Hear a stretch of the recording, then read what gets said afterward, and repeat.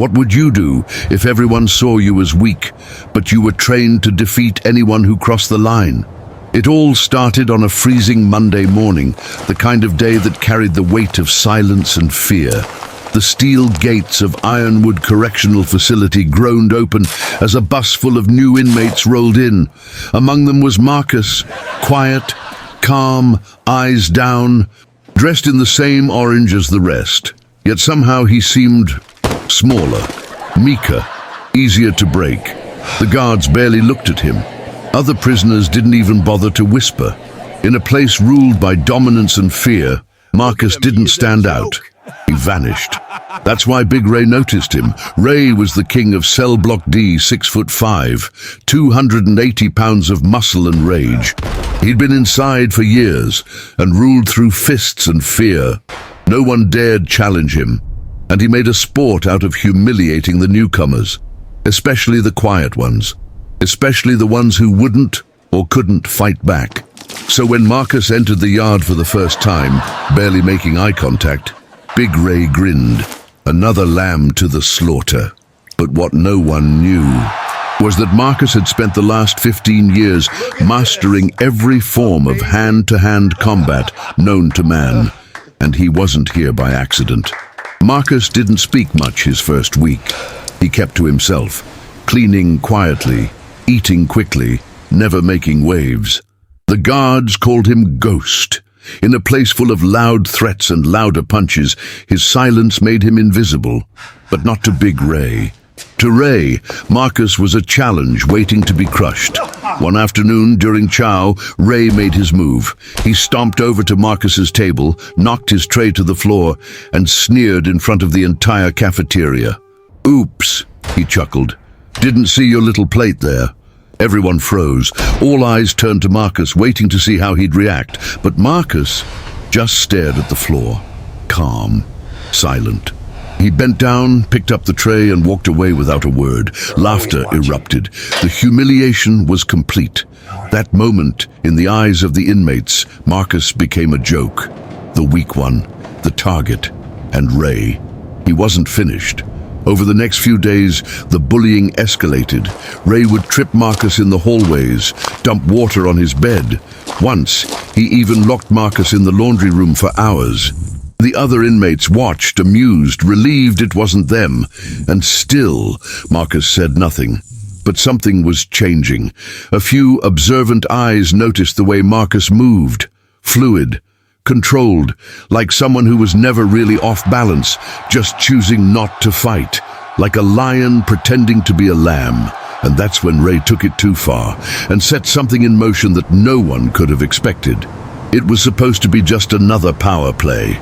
Ray cornered Marcus in the gym, the one place without cameras. A few of his goons stood guard at the door, making sure no guards or snitches got in the way. The weight room went quiet as Ray tossed a dirty towel at Marcus's face. "Clean my shoes," he barked, laughing. "You want to stay in one piece, scrub." Marcus stood there for a moment, towel in hand. His eyes, usually lowered, slowly lifted to meet Ray's for the first time. There was something in them now. A shift, a flicker. But Ray didn't see it. Instead, he shoved Marcus back against the bench press with a thud. "What, you deaf now?" I said. "Clean my shoes." The room filled with tension. Even the guards on the far side of the gym could feel it, but they didn't move. No one ever stood up to Ray. It was just another beatdown coming. Ray cracked his knuckles and smiled. "Let's teach you your place, boy." He threw the first punch. Fast, heavy, meant to crush Marcus's jaw, but this time Marcus moved. No one saw it coming. In the blur, Marcus ducked, spun, and struck Ray's ribs with a short, controlled elbow that made a sickening crunch. Ray stumbled back, eyes wide, gasping. Before he could recover, Marcus was already on him. Swift, surgical, every strike precise. A knee to the chest, a palm to the throat, a leg sweep that sent Ray crashing down hard. The gym was silent. Ray, the untouchable king of the block, was lying flat on the ground, groaning in pain, unable to stand. And Marcus? He stepped back, calm, breathing steady, like he hadn't even broken a sweat. Then he looked around, Finally raising his voice for the first time. "I don't want trouble," he said, "but I'm not anyone's punching bag." And just like that, the fear shifted. But the real surprise was still coming. Word spread through the prison like wildfire. By the next morning, Marcus wasn't the invisible man anymore. Inmates whispered his name with a strange mix of curiosity and respect.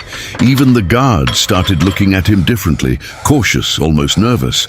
But it wasn't just the fight that changed everything. It was how Marcus fought, controlled, disciplined. Not a brawler, not a street fighter, no. This was something else, something trained, refined, dangerous.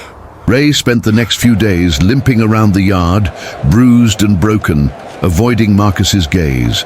The man who once ruled cell block D with an iron fist now sat alone during chow, silent, humiliated.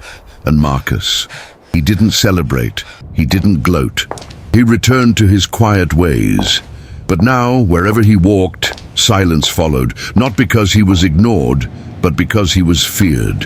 One night, a younger inmate, a scrawny kid named Luis who had just arrived, approached Marcus in the library.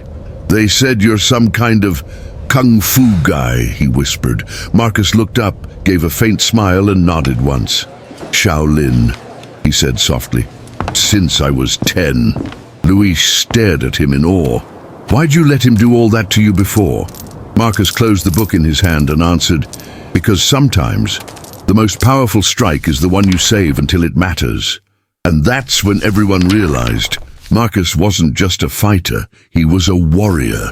A man who had trained his body, his mind and his soul, not to conquer others, but to control himself. And now that he had everyone's attention, what he did next would redefine the entire prison. In the weeks that followed, something rare began to happen inside Ironwood. Fights slowed, the yard got quieter. Even Ray, now humbled, began keeping to himself. The violence didn't disappear, but it paused, like the prison itself was catching its breath. And at the center of that calm was Marcus. Not because he wanted power, not because he beat the biggest guy, but because he showed them all that true strength isn't about fists or fear. It's about restraint, about knowing who you are, and never letting anyone take that from you. They had tried to humiliate him, but he left them with a lesson they'd never forget. Now tell us, have you ever been underestimated only to prove everyone wrong? Tell us your story in the comments below. And if this story moved you, like, share, and subscribe, because sometimes the quietest voice carries the loudest truth.